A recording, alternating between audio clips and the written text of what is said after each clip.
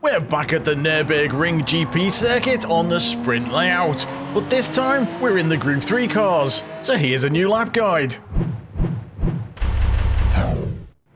Hello everyone, you may have seen a few weeks ago I did a lap guide for the Nurburgring GP Circuit sprint layout using the Group 4 cars.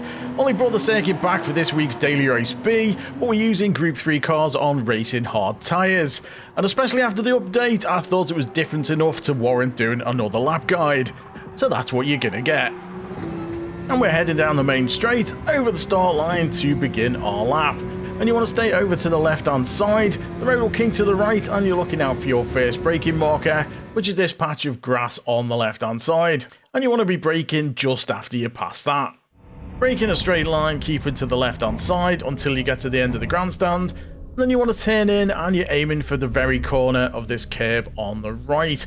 Be careful not to cut too much of it as it will over rotate the car and spin you out. Also be really careful getting back onto the throttle as you come round this bend. Swing over to the centre of the track and when you go past the end of this wall you can start to turn in again. You're aiming to hook this curve on the left hand side. I tend to coast it in with a little bit of brake and slowly start feeding the power back in, and once this tower gets to the centre of your screen you can brake away from the corner and continue feeding the throttle in, aiming for this curb on the right. Keep along there until you get to the end of this wall on the left hand side and you want to start braking and turning in, hugging this curve on the left. As you get to the end of the curb you want to start turning right and you're aiming to cut the curb on the opposite side. Be really careful with the throttle on this, it's such a tight corner. If you get on the throttle too early it will send you really far wide. Get it right and you can gain loads of speed down this straight. So you want to boot it down here and you're looking out for your next braking marker, which is the end of this grass on the left hand side. And you want to be braking between that and the 100-meter board. Brake in a straight line and turn in just before the 50 and you're aiming to hug this curve on the right hand side. Be really careful putting the throttle back on as it's very easy to spin out, as I nearly demonstrate. From there you're looking out for your next braking marker, which is this white line. You want to brake and turn in, cut in some of this curb on the left hand side, being careful not to go too far wide.